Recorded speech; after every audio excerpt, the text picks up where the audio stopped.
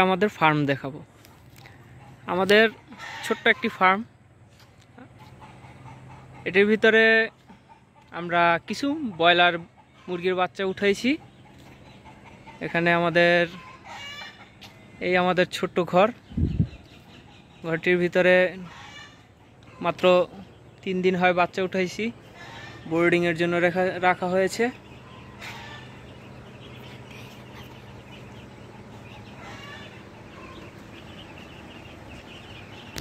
বাচ্চাগুলো ঘুমাচ্ছে এখন।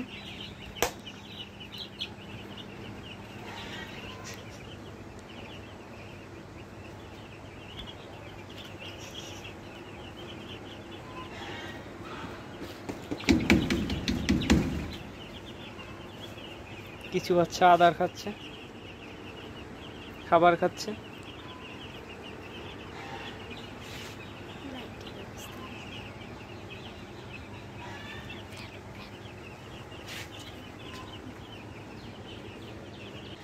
এটার ভিতরে দেশি মুরগির বাচ্চা রাখা হয়েছে।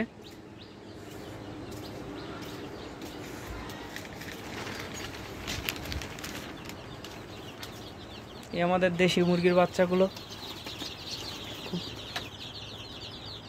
দুরন্ত অবস্থায় আছে।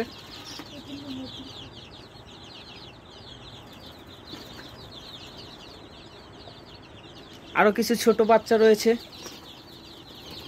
মাত্র 2-3 দিন বয়স হয়েছে বাচ্চাগুলো।